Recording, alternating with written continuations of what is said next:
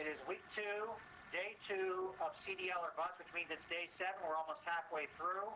Our buddy Jason Horton joins us. And Jason, before we talk about how things are going this week, take us back to last week when Russell and Teddy didn't get their permits the first day, got them the second day, and I understand you get a little piece of the credit for that. Yeah, I just showed them the test that I took online. That's almost just like the pre-test that you're doing in there, and it worked great for me, and it seemed to work great for them because they passed. How good did that make you feel when they passed? Oh, I felt good that everybody in the class had passed now, and we can all move on together. But did you feel like you had a little piece of that? They did all the work. I just showed them another step to help them out. I'm guessing all the time you've spent on the road driving the smaller truck really helped you through week 1. And how did you not get bored? It was hard not to get bored, but just pay attention because it was a good refresher for me. Okay. I looked at the refresher course because I took mine about a month earlier than everybody else, so it's good to get reminded. You forget little things along the way. Was there one little thing that stuck out the most to you? No, I mean, it was pretty much everything. I mean, you start forgetting the small things when you don't do it every day or don't read it every day. What'd you do over the weekend? Sat around the house, went and had dinner with my girl. That was about it. No extra studying or anything? No. So I just talked to Wayne, and Wayne had never driven anything. I guess he drove briefly in the military, but he didn't drive with a trailer behind. Some of your classmates have never driven anything quite like this. You and Anna probably are the closest ones to having driven something of this nature. Has it been a relief to you to get back behind the wheel, or what's it been like this week so far?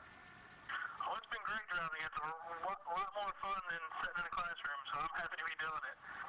How different is backing and parking this size vehicle versus what you're used to? Oh, it's a lot more difficult. How much bigger is this? Is this thing like twice as long, or almost twice as long? Oh yeah, it's definitely twice as long. All right. So what's been? Has you picked it up like a duck to water so far? No, I wouldn't say I was that good at it, but picking it up day by day, getting a little better each day, progress. When you've driven other vehicles for your job, have they been automatic transmissions? And if that's the case, is the clutch a whole new experience for you? Oh, no. I drove a manual before at my other jobs. Okay. So that part of it, the whole shifting and the clutch, that's been kind of pretty simple for you. It's been a lot similar, yes. Okay. I understand that on day 1, which was yesterday of this week, that you were one of the guys who picked it up the quickest in terms of moving on to getting out of that, start backing. Is that accurate? Yeah, there's a few of us that got it on pretty quick. So how's offset been? It's a little more challenging. Working on that, trying to get it down just right. It's definitely way more challenging. Can you explain to somebody who has never had to do that what's involved?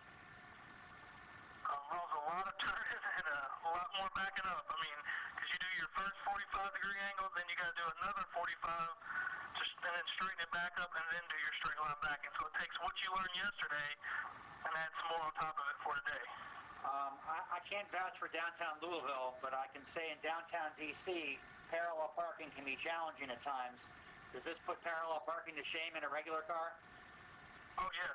We started on parallel parking, and it's going to be its own beast, I can tell you that. How much are you itching to actually get out on the road in one of these things besides just driving around the lot at TAT?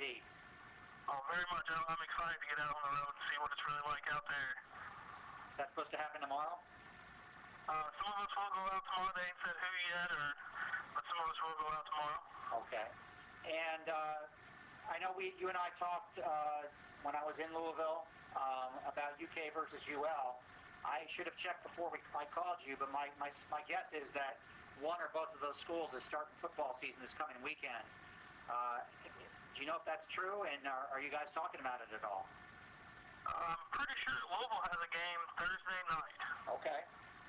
And it's come up a few times, but kind of got our minds focused on what we're doing now. Like I said, that offset and that parallel parking, it's a challenge. So nobody's saying I'm betting you a DQ or dinner or anything like that? No, not yet. As it gets closer, though, it'll get more more amped up. All right. Last question's an offbeat one. There is a person is the wrong word. There is a mascot at Truck America Training. Her name is Pumpkin. Have you encountered her yet? Yes, sir. I've seen her this morning. How is she doing? Oh, she was all right. She was going around sniffing all of us and seeing what we was doing early in the morning. For our listeners, Pumpkin is, I believe, a 16-year-old cat who they adopted years and years ago when she was having kittens there, and she's kind of become the unofficial mascot of the place. Jason, do you guys have any pets at your house? Yes, I have a dog. I wonder if Pumpkin can tell you have a dog. Oh, I'd almost guarantee it. All right. Well, maybe Pumpkin can go in the cab with you for good luck. Thank you so much for your patience on all this today, and we'll talk to you very soon. Thanks a lot.